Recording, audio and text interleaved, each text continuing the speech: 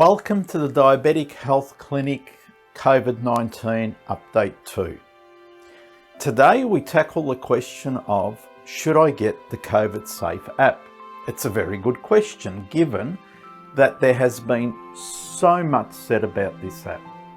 The government is promoting it in a very big way. We've heard the conspiracy theorists tell us things about the app. So what we want to do today is unpack this question of, should I get the COVID Safe app? Folks, make no mistake about it. The second wave of COVID-19 infections is coming. Now, Australia has been very successful because we have socially isolated. We've actually listened to what we've been told and we've carried it out. And it's made Australia a very successful country as far as containing the virus goes. Make no mistake about it. There is at this stage no fix for this problem. There's no injection that you can take. There's no immunisation that works. So the only way that we've actually been able to stop the first wave is to actually self-isolate or isolate, social distance, which has actually worked really well for us. The question now that needs to be asked is, what happens when we stop being so isolated? When we start bumping into other people? There is no question about the fact that we will be allowed to do more things, and we are seeing that transpire right now. We're now starting to talk about isolation bubbles. In other words, 10 people that you can be in touch with. How will that play out in the context of keeping this virus at bay? Until we actually have an immunisation, this issue will keep rearing its ugly head. And we need to start to figure out how we're going to deal with it, not just personally, but as the workplace that you work in, as your family, as your suburb, as your city, and as the country. What we want to do through the course of this little video is unpack the following questions. How the COVID Safe app actually works. The next question is, which, I mean, obviously everybody is worried about, and I find it a little bit funny because in the context of all the apps that we have on our phone and the things that we allow companies to collect about us, often without us knowing because we just click through, yep, I agree with this. When it comes to something of the magnitude of COVID-19, we are all of a sudden really worried about what data is collected. The next question that needs to be answered is, once that data is collected, what actually happens to my data? Where does it go? Where does it end up? Do I really need the app? Do I really need to put it on a phone? Is it just another app that I don't need? By downloading this app, am I really giving up my privacy? It's a very interesting question. Now, folks, after thinking about it for a little while, I figured out that probably the best way of tackling all of these questions is to start to figure out what are the things that the COVID app does not do. Now, a lot of these things you will be familiar with from other apps because many of your other apps on your phone actually do these things. So the first thing that this app does not do is the COVID Safe app does not collect GPS data. It has no idea where you are, where you're moving around. It just physically doesn't know. It does not send any personal information anywhere without your explicit consent. And I'll explain that a little bit later. But just having it on your phone means that your data goes absolutely nowhere. Here's another one. People, for some reason, think that somehow this app looks at maybe your browsing history on your internet browsers. No, it does not send any browsing history anywhere whatsoever. Also, very importantly, it has no link with any of your social media accounts, whether it's Facebook, Twitter, LinkedIn, anything else that you use from a social media perspective. Here's another really important one. The app itself, the COVID Safe app, does not access any contacts stored on your phone. It doesn't see them at all whatsoever. It also doesn't access your microphone. It can't hear what you're saying, and it also doesn't access your camera. The COVID Safe app does not track any of your online purchases. And I mean, obviously now we're doing a lot more of those, being isolated and locked up at home. It's a way of life, shopping online. Well, the COVID app does not see any of the purchases that you may be doing at all. Here's another very important one. The COVID Safe app is not linked to any of your banking or financial apps. It also does not access any of your passwords whatsoever. What is it that the COVID Safe app actually does do? Well, the first thing is it sees other phones within Bluetooth range using the COVID Safe app. So if you have another phone next to you using the COVID Safe app, and we all know that Bluetooth is very short range, we're talking about 1.5 meters in reality. Any phone that is within that range, the COVID Safe app will actually see. It exchanges via Bluetooth encrypted data, and here's the key, it is encrypted, with the phones that it comes in touch with. So any phone that is running the COVID Safe app, which is within 1.5 meters of you, it will then exchange that information between the phones. So here is a very important fact. When that occurs, the encrypted data is stored on your phone only. It is not sent via the internet anywhere. As a matter of fact, at that point, if you threw your phone over the side of a boat, that's the end of the data.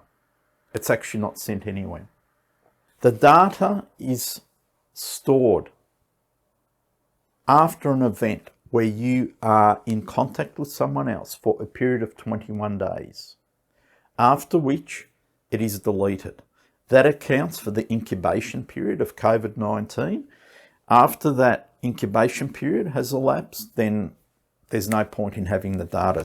Upon activating the app, you receive a user ID which is encrypted, but it's based on your name. And this now is fascinating.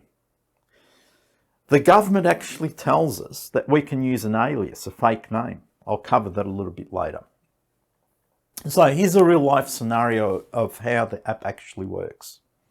So you have the COVID Safe app downloaded, it's enabled, and you are walking around in the community, you're bumping into other people. At some point, your phone comes in touch with another phone that has the COVID app enabled. So the two talk. At that point, when that first contact is made, a 15-minute counter starts. So when a person has come within approximately 1.5 meters of another app user for 15 minutes or more, a record then on both phones is generated. It is your phone that stores the data, which contains the user ID and the Bluetooth signal strength of the phone that it was connected to, and it also makes a record of your postcode. The point here is that the other phone that you have been in touch with stores exactly the same information. A new encrypted user ID is generated every 2 hours by your phone. The encryption is 256-bit encryption. What that means is that a really good hacker may take 2, 3, 4 years to hack into that encryption, but your phone generates one every 2 hours. I mean, what chance have they got, right?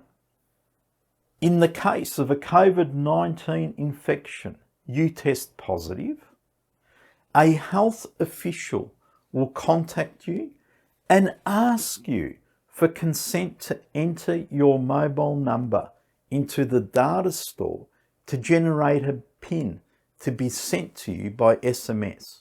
All right, so let me just unpack that a little bit. Let's say that you end up with COVID-19. You actually have a positive diagnosis. The next thing that happens is a health official will ring you and they'll say, look, are you okay for us to enter in your mobile phone number into our data store? And if you say yes, the next thing that happens is you will receive an SMS with a PIN. Now, if at that point you enter the PIN into the COVID Safe app, you are physically giving consent to upload the contact data which is stored only on your device into the data store. And that will enable the health officials then to start tracing who you've been in touch with. Now, if another user tests positive to COVID-19, they may upload their contact data, which may include details of their contact with you. Think about it. At the moment, what happens is someone gets COVID-19 and they're on the phone ringing, who have you been in touch with, who have you seen, who have you gone out with, and they try and piece all of this jigsaw puzzle together. Well, now, the phone's done that for you. You may have been on a train or a bus or walking down the street, standing in a queue at Woolies or Coles or something for 15 minutes with someone that's been diagnosed with COVID-19. Now the health officials have you as a person that's been around a COVID-19 infected person. That's a very powerful app. This app really makes the job of tracing the movement of the virus so much easier. Given that the only data ever collected and shared with health officials is just Bluetooth exposure details with other app users, are you really giving up your privacy here? Or are you helping us get back to some level of normality? I'd really like you to think about that question very, very seriously. We have been in a world that has totally changed from what we've been used to. We no longer do the things that we like to do. We no longer are able to move around like we used to. We can't go from Queensland to New South Wales to Victoria easily. We forget about flying overseas. That's not even on the cards. And my question to you is this: given that this app collects so very little data about you, virtually nothing compared to the other apps that you may have on your phone,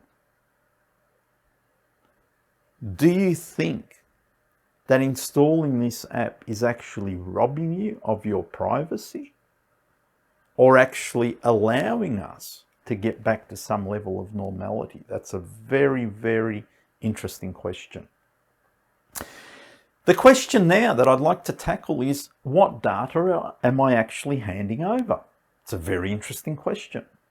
Well, the first thing is, when you register for the app, you are actually giving away your mobile phone number. That's simply so that you can be contacted if needed for contact tracing. You are also giving away your name so that the relevant health officials can confirm they are speaking with the right person when performing contact tracing. I mean, obviously this is easiest if you provide your full name.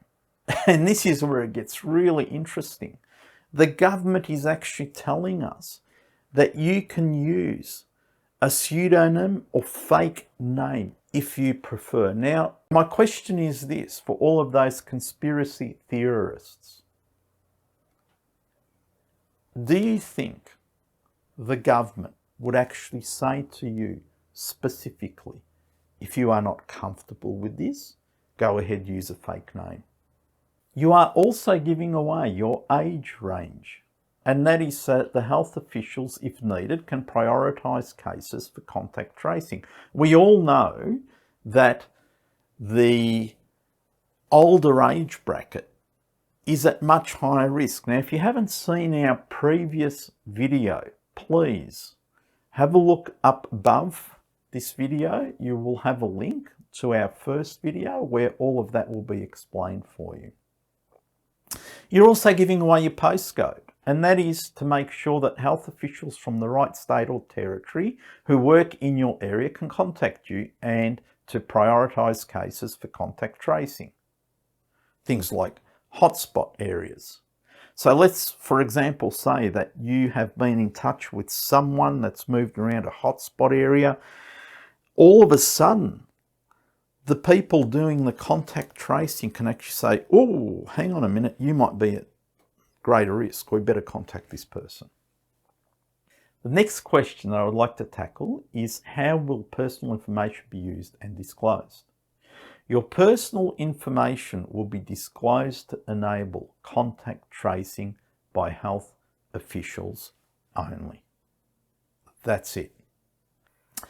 Contact users may be advised to take such measures as required by their state or territory. And this is where some people have a little bit of an issue with this. In other words, things like self-isolating might come into play now. And the reality is that failure to comply with these measures may be in breach of state or territory law. And people feel that their privacy is being somehow impacted with that. Well, let me just say one thing.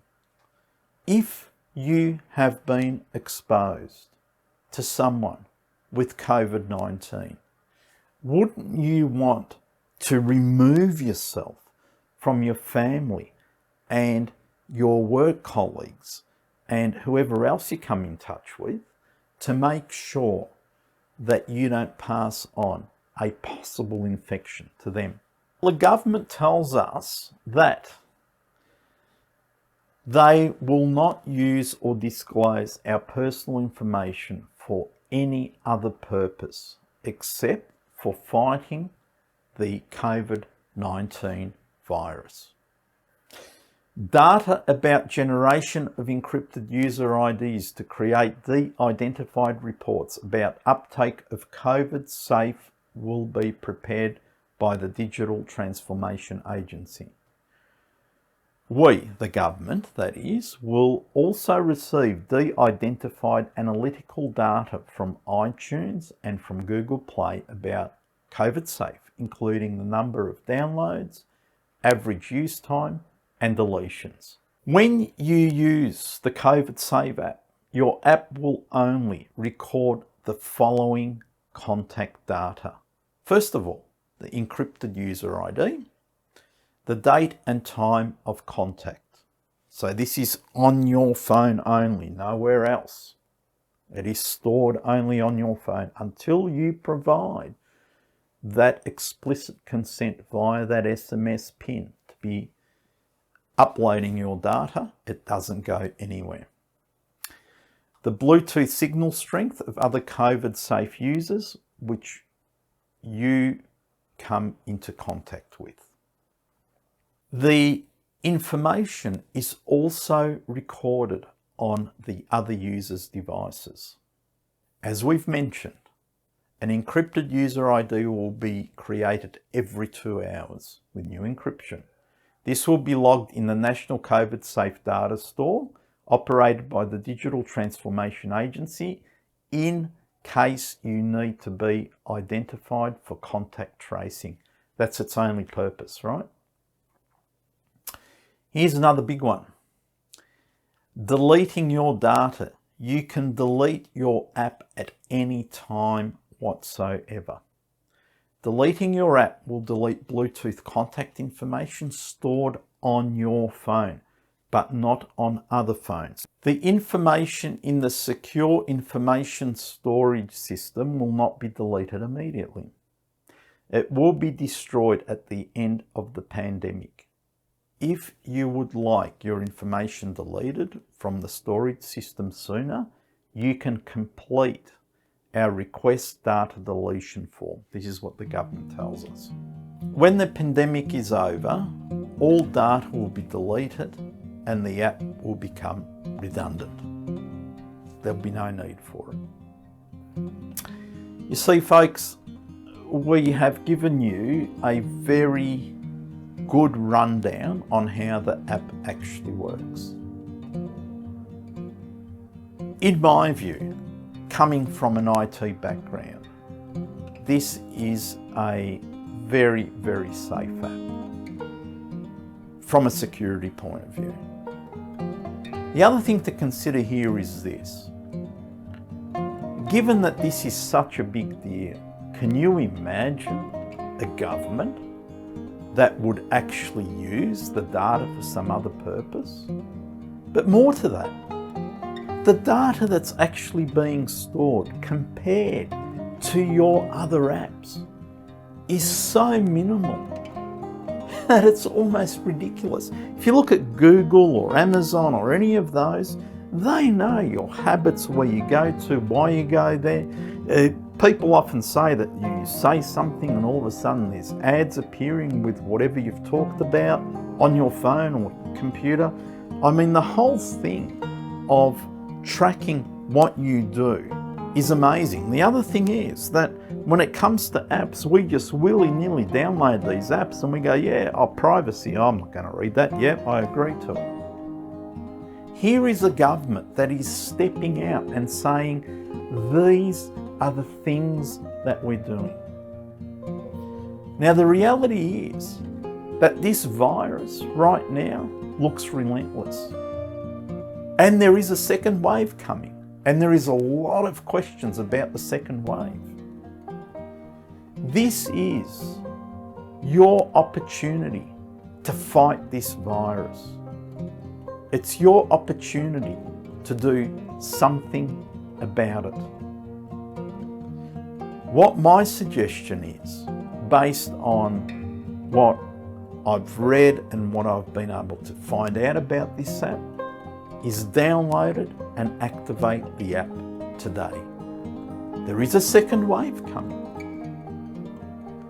And how we ride this second wave really depends on what we do collectively with something like the COVID Safe app.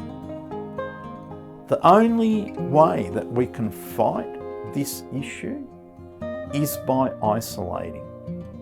And we can actually utilise technology to help us do that in such a fantastic way. So what my suggestion is help us ride the next wave like the pros would ride it. And search for the COVID Safe app in your store. The reason being is that we really do want to see you on the other side of this pandemic.